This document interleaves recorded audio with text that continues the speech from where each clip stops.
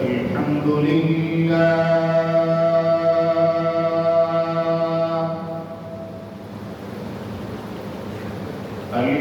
لله نحمده ونستعينه ونستغفره ونؤمن به ونتوكل عليه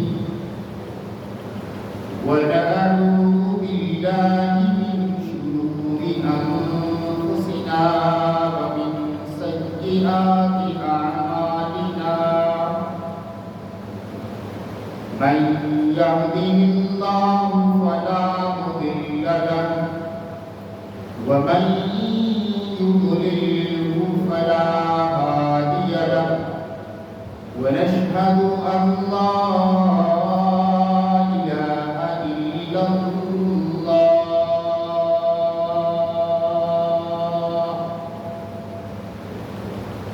ونشهد أن سيدنا وسندنا وشفيعنا وحبيبنا وحبيب ربنا محمد صلى الله تعالى عليه وسلم. أما بعد فأعوذ بالله من الشيطان الرجيم. بسم الله الرحمن الرحيم. والفجر وليال عشر والشفع والوتر والليل إذا يسر هل في ذلك قسم لذي حجر ألم تر كيف فعل ربك بعاد إرم ذات العماد التي لم يخلق مثلها في البلاد وثمود الذين جابوا الصخر بالواد وفرعون ذي الأوتاد الذين طغوا في البلاد فأكثروا فيها الفساد فصب عليهم ربك سوط عذاب. صدق الله العظيم وصدق رسوله النبي الكريم ونحن على ذلك لمن الشاهدين والشاكرين والحمد لله رب العالمين. اللهم صل على محمد وعلى آل محمد كما صليت على إبراهيم وعلى آل إبراهيم إنك حميد مجيد. اللهم بارك على محمد وعلى آل محمد كما باركت على إبراهيم وعلى آل إبراهيم إنك حميد مجيد.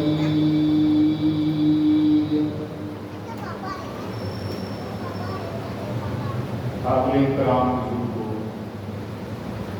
دوستوں، نوجوان بھائیوں، نبی مکرم صلی اللہ تعالی علیہ وسلم کی تشریف آوری سے پہلے عرب کے اندر کچھ چیزیں بہت ہی خوبصورت اور اچھی تھیں اور کچھ چیزیں نہایت بری اور غلط تھیں. جو غلط تھی، بری تھی، اللہ کی مرضی اور منشا کے خلاف تھی، ان کو اللہ کے رسول صلی اللہ علیہ وسلم نے بتدریج ختم کر دیا. اور جو چیزیں اصلاح کے قابل تھیں ان کے اندر اللہ کے رسول صلی اللہ علیہ وسلم نے اصلاح فرمائی کہ یوں نے یوں کر، اور جو چیزیں غلط تھیں ان پر یکسر خط کھینچ دیا، لکیر پھیر دی کہ یہ چیزیں درست ہیں۔ اس میں بہت سی چیزیں ہیں۔ عرب کے لوگ بعض حلال چیزوں کو حرام سمجھنے لگتے تھے، اللہ کے رسول صلی اللہ علیہ وسلم نے فرمایا نہیں یہ حلال۔ اسی طرح بعض حرام چیزوں کو حلال کر لی جاتی، آپ نے فرمایا نہیں یہ بات ہے۔ اسی طرح کچھ چیزیں اپنی ذات میں تو اچھی تھی لیکن اپنی طرف سے انہوں نے کچھ علائشیں اس میں شامل کر دی، تو اللہ کے پیغمبر صلی اللہ علیہ وسلم کی اصلاح۔ حضور صلی اللہ تعالیٰ علیہ وسلم کی تشریف آوری سے پہلے جہاں اور بہت سے رواج تھے عرب کے اندر، وہاں ایک رواج ان کے ہاں ذی القعدہ، ذی الحج، محرم اور رجب، ذی القعدہ، ذی الحج اور محرم، اور چوتھا رجب۔ ذی القعدہ، ذی الحج اور محرم اکٹھے 3 مہینے ہیں، اور رجب آگے جا کے چوتھا مہینہ۔ ان 4 مہینوں کے بارے میں عرب کے لوگوں کا تصور یہ تھا کہ یہ محترم مہینے، عزت والے مہینے، ان میں لڑائی جھگڑا کرنا، ان میں فساد کرنا، ان میں آپس میں جنگ کرنا، ان میں دوسرے کو نقصان پہنچانا، اس کو وہ برا کرانا۔ اور اس کے پیچھے ایک اور وجہ بھی تھی کہ سیدنا حضرت ابراہیم علیہ السلام کے زمانے سے لے کر نبی مکرم صلی اللہ علیہ وسلم کے زمانے تک بیت اللہ شریف جو ہے اہل مکہ کے نزدیک بھی اور مکہ کے ارد گرد رہنے والے لوگوں کے نزدیک بھی ایک محترم اور عزت مند جگہ موجود تھی، اور اس میں حج کے نام پر وہ کچھ خاص رسوم بھی سر انجام دیتے، خاص رسمیں بھی انجام دیتے،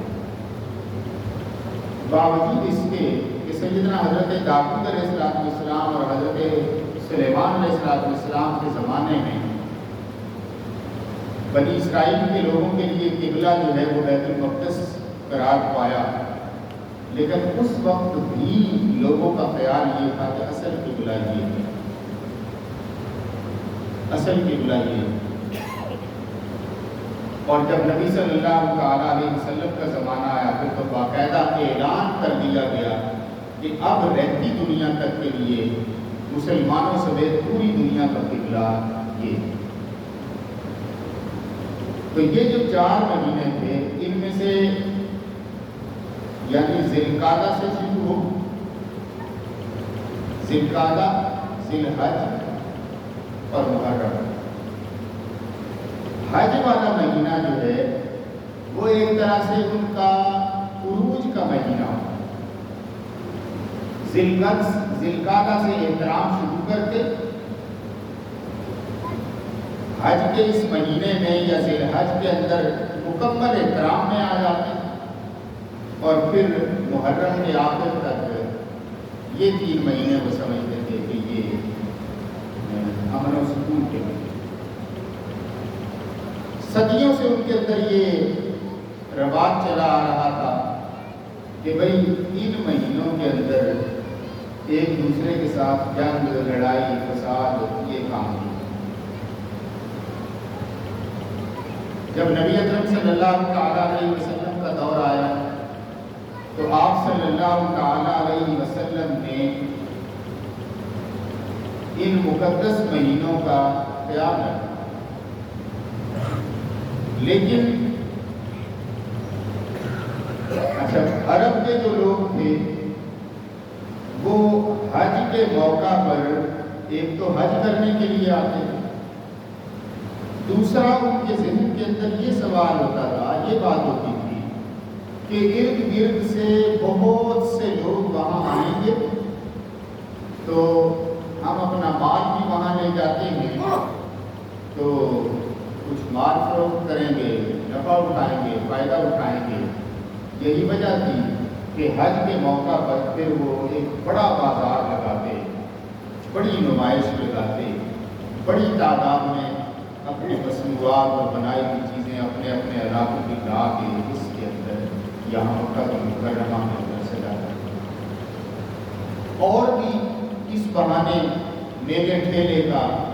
اور آپس میں مقابلوں کا، کشتیوں کا، شعر و شاعری کا، مختلف طرح کے جو ہے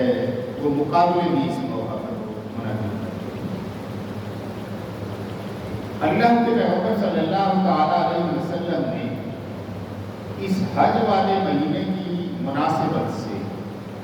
دو بڑی عبادات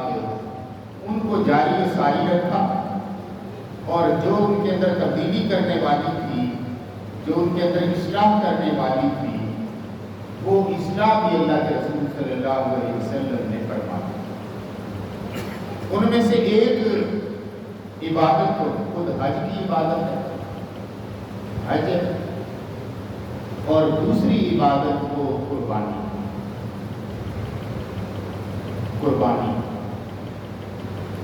حج کے موقع پر یہ اہل عرب جب باہر سے آتے، سامان لے کے آتے، سامان لے کے جاتے، تو ان کے ذہنوں کے اندر ایک تصور یہ تھا کہ بیت اللہ شریف کے اندر آ کے اگر ہم اپنے خداؤں کو راضی کریں گے، یاد کریں گے، ان کے آگے ڈولی پھیلائیں گے، دامن پھیلائیں گے، تو وہ وہاں زیادہ دعا قبول۔ اور دوسرا پاکیزگی اور طہارت کے پہلو سے وہ یہ سمجھتے تھے کہ یہ جو اوپر لباس پہنا ہوا ہے یہ بھی ایک طرح کی آلائش ہے، یہ بھی ایک طرح کا اضافہ ہے، فطرت کے بالکل قریب ہو کر، ننگے ہو کر خواتین بھی اور مرد بھی بیت اللہ شریف کا طواف کریں تو اللہ اس سے زیادہ راضی ہے۔ یہ تصور ان کے ہاں ہو۔ اللہ کے پیغمبر صلی اللہ علیہ وسلم نے اس کو بھی منع فرما دیا کہ یہ انسانی شرف کے خلاف ہے، انسانی عزت کے خلاف ہے، انسانی حیا اور پاکیزگی کے خلاف ہے کہ مرد اور عورت بے پردگی کے ساتھ بیت اللہ شریف کا طواف کریں، بلکہ بے پردگی کا تو عالم یہ ہے کہ کسی حال میں بھی کسی مرد کو بھی کسی عورت کو بھی کسی دوسرے فرد کے سامنے، حتیٰ کہ خود اپنے سامنے بھی بغیر ضرورت کے اپنے صدر کو کھولنا، ننگا کرنا، یہ غلط اور گناہ ناجائز۔ اپنی ذات کے سامنے بغیر ضرورت بجائے کہ کسی دوسرے کے سامنے صدر کو کھولا جائے، یہ حیاداری ہے۔ اور دوسرا اللہ کے رسول صلی اللہ علیہ وسلم نے فتح مکہ کے موقع پر وہ تمام بت جو بیت اللہ شریف کے اندر موجود تھے وہ اللہ کے رسول صلی اللہ علیہ وسلم نے توڑوا دیے جو توڑنے کے قابل، یعنی وہ لکڑی وغیرہ کے بنے ہوئے تھے، پٹی کے بنے ہوئے تھے، وہ آپ صلی اللہ علیہ وسلم نے توڑوا دیے یا خود توڑ دیے۔ آپ کے اپنے ہاتھ میں تلوار تھی، آپ ان کو یوں چوکا دیتے تھے اور گرا دیتے۔ بعد اس میں جو لکڑی کے بنے ہوئے تھے ان کو حضرت بلال رضی اللہ تعالیٰ عنہ اس موقع پر آپ کے ساتھ تھے، اور حضرت مغیرہ بن شعبہ رضی اللہ تعالیٰ ان دونوں کو کہا کہ توڑ۔ تو وہ تمام بت جو وہاں موجود تھے وہ اللہ کے رسول صلی اللہ علیہ وسلم نے توڑوا دیے۔ اسی طرح جو بیت اللہ شریف کی دیواروں کے اندر کھدائی کی گئی تھی ان کو بھی چھلوا بھی دیا، اور بعض جو ایسے تھے جو زیادہ پختہ پکے تھے ان کے اوپر اللہ کے رسول صلی اللہ علیہ وسلم نے کپڑا لٹکایا۔ یعنی عقیدے کے اعتبار سے مسلمانوں کے اس عقیدے کی آپ صلی اللہ علیہ وسلم نے ٹھیک بنیاد یہ بتائی کہ اس طرح کی کوئی حرکت جو ہے وہ دین اسلام کی شان ہے۔ لہذا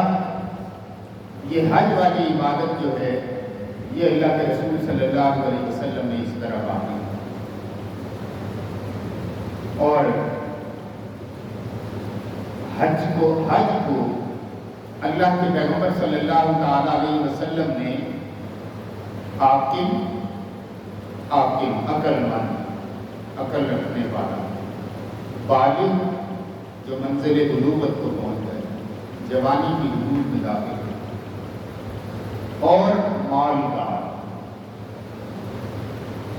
غنی، ان تین افراد، ان تین قسم کی شرائط پائے جانے والے افراد میں دو اور چیزوں کے اضافے کے ساتھ اگر وہ استطاعت رکھتا ہے، استطاعت سے مراد یہ ہے کہ اس کی صحت ٹھیک ہے، یہ چیزیں تو ساری موجود ہے، صحت ٹھیک نہیں، اگر وہ استطاعت رکھتا ہے اور وہاں پہنچنے بندوبست رکھتا ہے، سواری ہے، اس طرح جو بھی ذریعہ ہے، اور دوسرا یہ کہ اپنے اہل خانہ کے لیے پیچھے وہ انتظام ایسا کرتا ہے کہ اس کے چلے جانے کے بعد ان کے اخراجات وغیرہ کا نظام چلتا ہے، وہ پیچھے بھیک نہ مانگنے پہ آ جائیں، سوال کرنے پہ نہ آئیں۔ ان افراد پر اللہ کے رسول صلی اللہ علیہ وسلم نے فرمایا کہ یہ حج کی فرض، اور زندگی میں ایک بار کرو۔ ایک صحابی نے پوچھا یا رسول اللہ صلی اللہ علیہ وسلم کیا زندگی میں ایک بار ہی حج کرو؟ تو آپ صرف خاموش ہو، تو اس نے دوسری مرتبہ پھر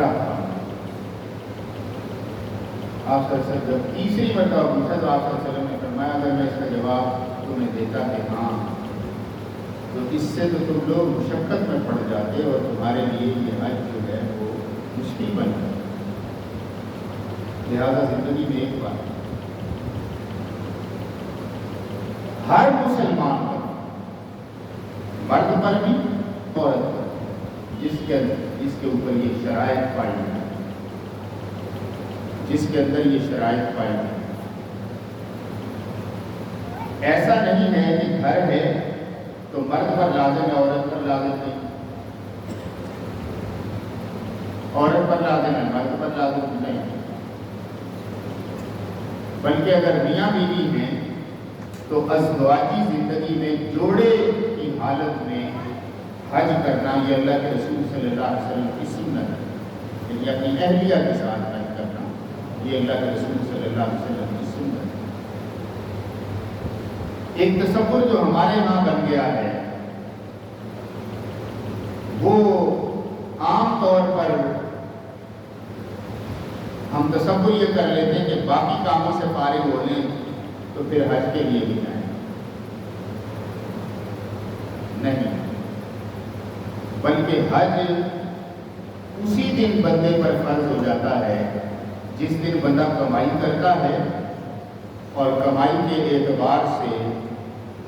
وہ صاحب نصاب ہو جاتا ہے۔ کمائی بھی تب کر رہا ہے جب عقل مند ہے، کمائی بھی تب کر رہا ہے کہ جب بچپن کی عمر سے نکل کے سمجھداری اور سنجیدگی کی عمر میں داخل ہو گیا ہے، لہذا اسے اس بات کا ارادہ کرنا چاہیے کہ میں حج کروں۔ اور سچی بات یہ ہے کہ حج کا لطف اور مزہ بھی وہ صحت مند عمر کے اندر، اچھی عمر کے اندر، جب قوا جو ہیں، قوتیں جو ہیں وہ بدن کی جوان ہوں، صلاحیتیں بیدار ہوں، چلنے پھرنے میں دقت نہ ہو، آنے جانے میں مشکلات نہ ہوں، یہ نہ ہو کہ تھوڑا طواف کیا اور جناب اگلے 2 دن بخار میں پڑا رہا تھکاوٹ کی وجہ سے، یہ کیفیت ہے۔ اس کیفیت کے اندر یہ حج وہ بندے کے اوپر لازم ہے۔ حضور صلی اللہ تعالی علیہ وسلم نے ارشاد فرمایا کہ جس شخص کو اللہ نے حج کی استطاعت دی تھی، جس شخص کو اللہ تعالیٰ نے حج کی استطاعت دی تھی اور اس کے باوجود اس نے حج نہیں کیا، تو میری طرف سے کوئی یہودی مرا یا نصرانی مرا، مجھے کوئی اس سے تعلق نہیں۔ یعنی اللہ کے پیغمبر صلی اللہ علیہ وسلم نے اسے ناپسند فرمایا، اور جس طرح یہود و نصارہ مرتے ہیں یہ مسلمان بھی حج نہ کرنے کی وجہ سے گویا اسی طرح کی موت پایا۔ گویا مسلمان کی یہود و نصارہ سے انفرادیت یہ ہے کہ وہ حج کرے، اور یہاں اس مجلس میں بیٹھے ہوئے جتنے آباد ہیں،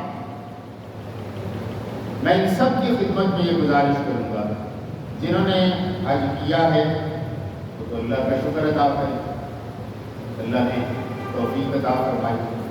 اور اس کی مناسبت سے اللہ تعالیٰ نے یہ فرض ادا کروایا، اور واقعتاً انہوں نے اللہ کی قدرت کے وہ نظارے وہاں جا کے مشاہدہ کیے اپنی آنکھوں سے جو حج کے اس عظیم الشان موقع پر دیکھنے کو ملے۔ لیکن جنہوں نے نہیں کیا وہ ارادہ باندھے کہ ہم نے کرنا،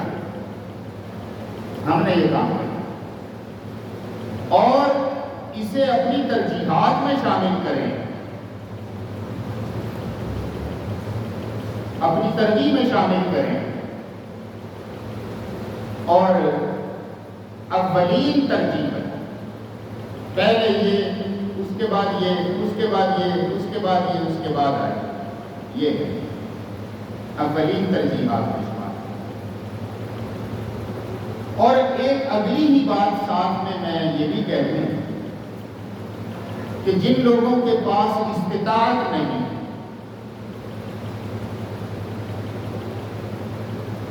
جن لوگوں کے پاس استطاعت نہیں،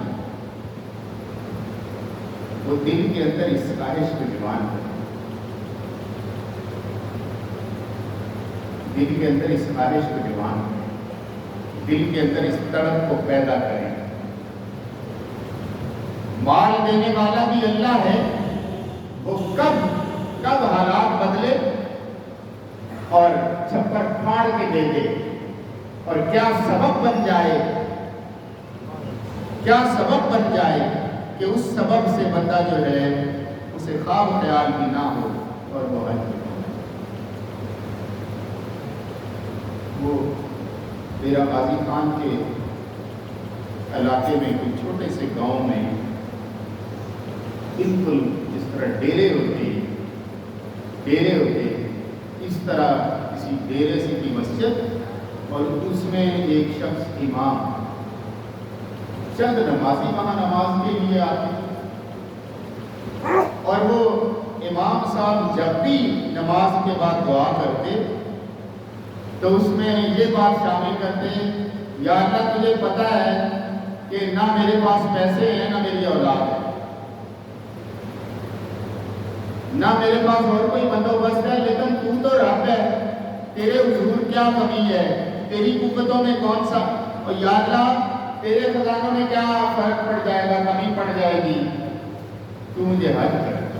میں تیرا گھر دیکھنا چاہتا ہوں۔ اچھا، طرح طرح کی آہوزاری اس کی دعا کے اندر ہوتی کہ یا اللہ جب میں آنکھوں سے رہ جاؤں گا تو پھر تو مجھے لے کے جائے گا، اور پھر میں کیا تیرے گھر کو دیکھوں گا، یا اللہ جب میری ٹانگیں جو ہیں یہ بوڑھی ہو جائیں گی اور میں وہاں تیرے گھر میں شوق اور جذبے کے ساتھ تیرے گھر کے چکر لگانے اور طواف کرنے، دوڑ دوڑ کے چاہت کے ساتھ طواف کرنے کی بجائے جب میں چلنے سے بیزار ہو جاؤں گا پھر لے کے جائے گا۔ یعنی ایک طرح کی آہوزاری اس کی دعا کے اندر ہوتی، اور بظاہر لوگوں میں کوئی بندہ بھی ایسا نہیں تھا کہ جو انہوں نے خود نہیں حج کیے ہوئے تھے۔ ان کے اس حج کا ایک طرح سے مذاق بن گیا کہ بس حج بھی فکر ہے،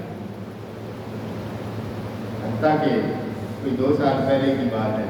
حج کا موقع آیا تو فجر کی نماز میں ایک بندہ جو اس علاقے کا نہیں لگتا، اس نے، اور آخری دن تھا وہ حج کی درخواستیں ہونے کا، وہ بندہ آیا اور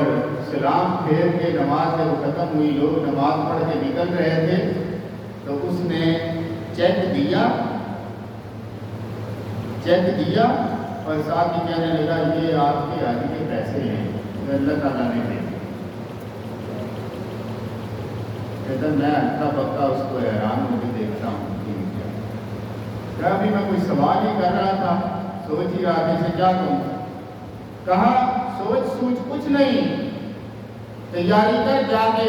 درخواست دے۔ اللہ نے کیا تو دل کے اندر تڑپ کا موجود ہونا، دل کے اندر شوق کا ہونا، یہ اس کی بنیادی ضرورت ہے۔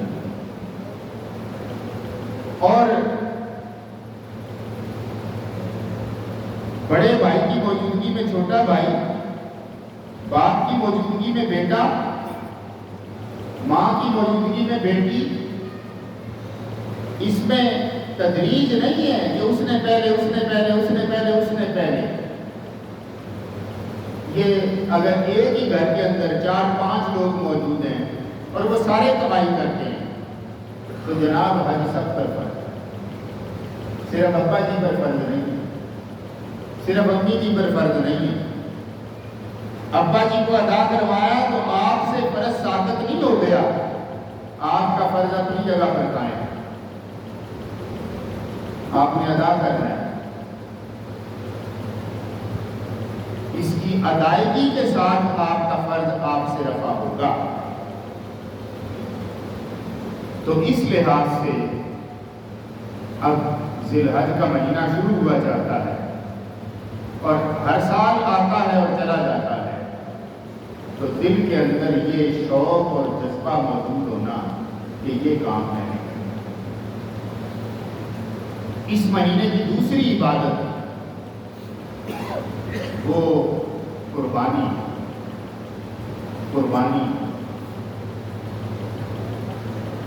جس شخص پر حج لازم ہے اسی شخص پر قربانی بھی لازم ہے، وہ بھی صاحب نصاب ہے، یہ بھی صاحب نصاب ہے۔ اور قربانی ایک بہت چھوٹا سا اظہار ہے اللہ کے حضور اپنے مسلمان ہونے کی شہادت کا اور گواہی کا، اور ہر سال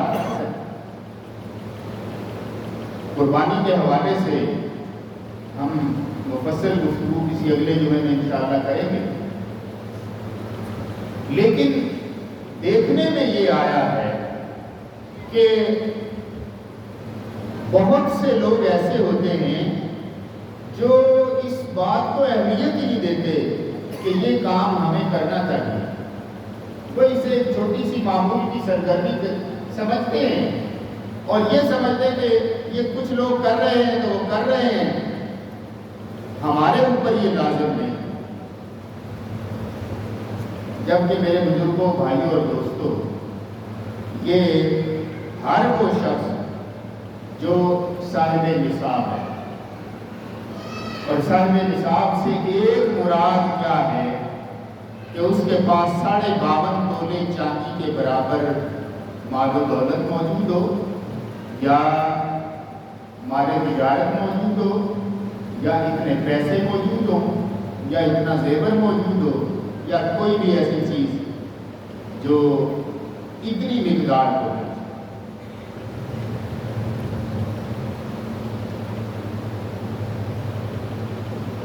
52.5 تولے چاندی کا مطلب کیا ہے؟ چاندی آج کل 3,000-3,500 روپے تولہ ہے، اور یہ کوئی 1.5 لاکھ کی رقم بنی۔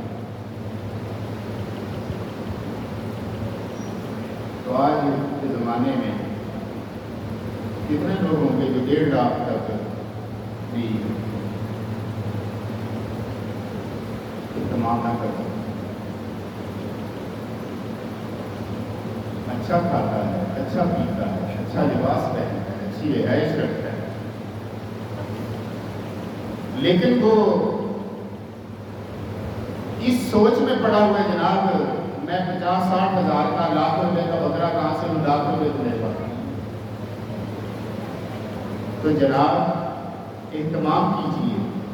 ذہن کے اندر یہ بات رکھیے کہ یہ اللہ کا عائد کردہ فریضہ ہے، اور اگر میں استطاعت رکھنے کے باوجود یہ نہیں کرتا تو میں گناہ گار ہوں، مجھے گناہ ہوگا۔ حضور صلی اللہ علیہ وسلم نے ارشاد فرمایا کہ جو شخص قربانی کی استطاعت رکھتا ہے اور اس کے باوجود وہ قربانی نہیں کرتا، وہ ہماری عیدگاہ کے اندر نہ آئے۔ یہ بظاہر الفاظ ہیں، ہماری عیدگاہ کے اندر نہ آئے۔ ہم سے مراد کون ہے؟ مسلمان، جو سمجھے اپنے آپ کو مسلمان سمجھتے ہیں اور دوسرے ان کو مسلمان سمجھتے ہیں۔ اس کا مطلب یہ ہے کہ ہمارے اس کلچر کے اندر ہمارا کلچر یہ ہے کہ جب قربانی کا موقع آتا ہے تو ہم قربانی دیتے ہیں۔ اس کلچر سے علیحدہ رہنے والے پھر دور رہیں، ہماری عیدگاہ کے اندر وہ نہ آئے،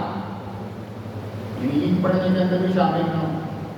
عید پڑھنے کے اندر شامل نہ ہونے کا مطلب یہ کہ مسلمانوں کے ساتھ میل جول کا بھی ان کا موقع نہیں، پڑے رہ رہے،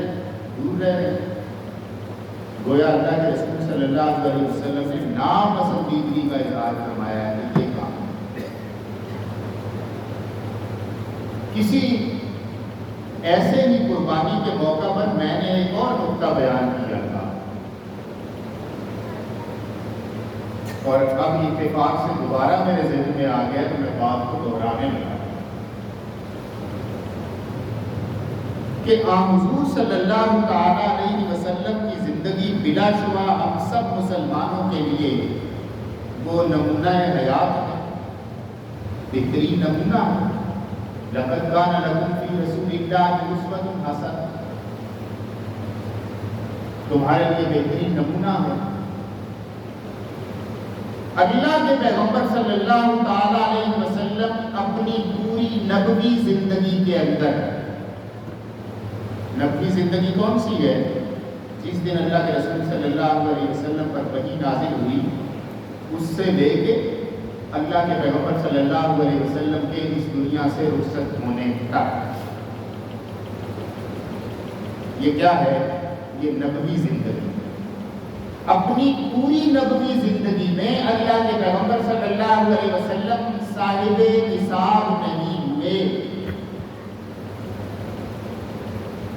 اس پوری 23 سالہ زندگی میں نبی اکرم صلی اللہ علیہ وسلم کبھی صاحب نصاب نہیں ہوئے، یعنی آپ کے پاس مال اتنا جمع ہو کہ اب اس میں سے آپ نے زکوٰۃ دینی ہے۔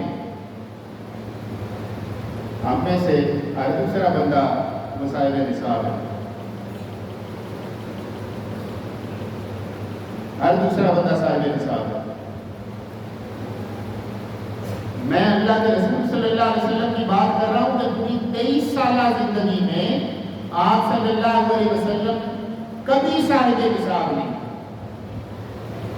لیکن ہجرت فرمانے کے بعد جب یہ عید الفطر اور عید الاضحیٰ کا سلسلہ شروع ہوا تو اللہ کے پیغمبر صلی اللہ تعالی علیہ وسلم نے ہر سال 2 قربانیاں کی۔ صاحب نصاب نہ ہونے کے باوجود بھی اللہ کے پیغمبر صلی اللہ علیہ وسلم نے 2 قربانیاں کی، اور آپ صلی اللہ تعالی علیہ وسلم کی وفات کے بعد سیدنا حضرت علی رضی اللہ تعالیٰ عنہ قربانی والے دن قربانی کر رہے ہیں، اور آپ نے 2 مینڈھے پکڑے ہوئے، 2 دمبے۔ تو آپ سے پوچھا یہ کیا ہے؟ تو آپ نے فرمایا یہ ایک قربانی میری طرف سے ہے اور ایک قربانی اللہ کے پیغمبر صلی اللہ علیہ وسلم کی طرف سے۔ لوگ قربان. کہا اللہ کے رسول صلی اللہ علیہ وسلم کی طرف سے کیوں کر رہے ہیں؟ آپ نے فرمایا کہ اللہ کے رسول صلی اللہ علیہ وسلم خود ہم سب امتیوں کی طرف سے ہر سال قربانی کرتے ہیں. اب سیدنا حضرت علی رضی اللہ عنہ کی کہ سیدنا حضرت علی رضی اللہ تعالیٰ عنہ بھی امیر المومنین ہونے کے باوجود آپ نے مقروضانہ زندگی گزاری.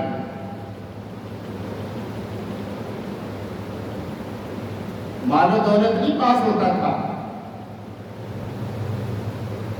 قرضے کی زندگی گزاری. لیکن جب قربانی کا موقع ہے تو آپ رضی اللہ تعالیٰ نے جو قربانی. اب ہمارے ہاں لوگ خواتین بھی مرد بھی سوال پوچھتے ہیں اور میں اسے اچھا سمجھتا ہوں. میں اس میں شاباش دیتا ہوں. میں کم از کم دن کے اندر ان کے سوال تو پیدا ہوا ہے. سوال کا پیدا ہونا بھی خود ایک دین سے محبت کی اور ایک دینی سوچ کی عکاسی کر. ابھی یہاں اگلے روز کسی نے گلی میں کھڑے ہو کے ایک نوجوان نے مجھ سے پوچھا کہ جناب میرے اتنے 40 لاکھ روپے یا اتنے پیسے جو ہیں وہ میں نے جمع کروائے ہوئے ہیں کسی کام میں اور اتنے لاکھ اور دیتے ہیں وہ میرے پاس ہے نہیں، کیا مجھ پر قربانی لازم ہے؟ تو جناب لازم ہے. آپ کا وہ کام کرنا آپ کے اوپر شرعی لحاظ سے لازم نہیں تھا، آپ کا قربانی کرنا شرعی لحاظ سے آپ کے اوپر لازم ہے. یہ نہیں کہ آپ اس کام کی وجہ سے قربانی کو پیچھے کر دیں. وہ کام نہیں کریں اس سے دین منع نہیں کرتا، لیکن پہلے ساتھ جو آپ کے اوپر فرائض ہیں ان کو ادا کریں. ہمارے ہاں لوگ 1 کروڑ روپے کا مکان خریدتے ہیں، کروڑ روپے کا مکان خریدتے ہیں، اس میں 80 لاکھ روپے ادا کر دیے، 20 لاکھ روپے رہتے ہیں. اب وہ اپنے آپ کو کہتے ہیں کہ میں تو مقروض ہوں، میں مقروض ہوں. کیوں بھائی مقروض ہو؟ جی میں نے 20 لاکھ روپے دے دیے. وہ اپنے آپ کو 80 لاکھ کی ملکیت کا مالک نہیں سمجھتا، 20 لاکھ کو مقروض کا قرض سمجھتا. تو جناب اصل قرض دار وہ ہے کہ جس کے پاس قرض دینے لوٹانے کے لیے بھی پیسے نہیں ہیں اور کوئی ذریعہ بھی نہیں ہے جسے دے کے بیچ کے وہ اپنا قرض ادا کر لے. تو آپ کو 1 کروڑ روپے کا مکان خرید کے بیٹھے ہیں. مکان خریدنا آپ کے لیے لازم نہیں تھا، قربانی کرنا آپ کے لیے لازم تھا. مکان آپ خریدیں لیکن ساتھ قربانی نہیں. اور پھر ایک اگلا پہلو میرے بھائیوں بزرگوں وہ یہ کہ ہم لوگ مسلمان ہیں اور مسلمان ہونے کے ناطے ہمیں یہ سوچنا سمجھنا چاہیے کہ ہم اگر اپنا پیٹ کاٹ کے بھی ایک نیک اور اچھا کام کریں گے تو اللہ اس کی برکت سے، اللہ اس کے خیر سے ہمیں اس طرح فیضیات کریں گے کہ ہماری مشکلات ہوں. آپ حضور صلی اللہ علیہ وسلم کی حدیث سنیے، بات ختم کرتا ہوں. آپ صلی اللہ علیہ وسلم نے ارشاد فرمایا کوئی شخص چھوٹے سے چھوٹا، حتیٰ کہ اس حدیث کے الفاظ ہیں آدھی کھجور، آدھی کھجور کوئی شخص صدقہ کرتا ہے تو اللہ تعالیٰ اس کے کیے ہوئے صدقے کو اپنی مٹھی میں لے گے. حدیث کے الفاظ سنیے، کوئی شخص صدقہ کرتا ہے اور صدقہ بھی کیا کرتا ہے؟ آدھی کھجور صدقہ کرتا ہے. آپ صلی اللہ علیہ وسلم نے ارشاد فرمایا کہ اللہ تعالیٰ اس آدھی کھجور کو صدقہ کیے ہوئے کو اللہ تعالیٰ اپنی مٹھی میں لے. کیا شان ہے اس صدقے کی جسے اللہ تعالیٰ اپنی مٹھی میں لے. آپ صلی اللہ علیہ وسلم نے ارشاد فرمایا کہ جس طرح پھر تم پانی دے دے کے پودوں کو بڑا کرتے ہو، اللہ تعالیٰ تمہارے اس کیے ہوئے صدقے کو بڑھانا شروع کرتا ہے، اور بڑھاتے بڑھاتے بڑھاتے بڑھاتے اسے احد پہاڑ جتنا کر دیتا ہے، اور پھر اس کے برابر تمہیں اس کا اجر عطا کرتا ہے، پھر اس احد پہاڑ کے برابر اس کا اجر عطا کرتا ہے۔ تو میرے بھائیوں بزرگوں، گھاٹے کا سودا نہیں، قربانی آ رہی ہے، آج کا موقع ہے، دونوں طرف سے ارادہ کیجیے، اللہ سے مانگیے، قدم اٹھائیے، قدم بڑھائیے، اللہ آسانی فرمائے گا۔ یہ تو وہ جو غالب نے بات کہی تھی، اس نے تو اور تناظر میں کہی تھی، لیکن میں اپنے تناظر میں کہہ رہا ہوں کہ 2 ہاتھ میں جنبش نہیں، آنکھوں میں تو دم ہے۔ ہمارے پاس اگر استطاعت نہیں ہے تو ہمارے دل کے اندر، آنکھوں کے اندر تو خواہش رہنی چاہیے کہ جو ہے ہم نے یہ کام کرنا ہے، حج والا بھی، قربانی والا بھی۔ 2 ہاتھ میں جنبش نہیں، آنکھوں میں تو دم ہے، رہنے دو ابھی ساغر و بینا میرے آگے ہیں، تو ساغر و بینا کو سامنے رکھنے کا ارادہ تو کیجیے، پھر اللہ تعالیٰ آپ کے آگے سے پردے بھی ہٹا دے گا اور مشکلات بھی۔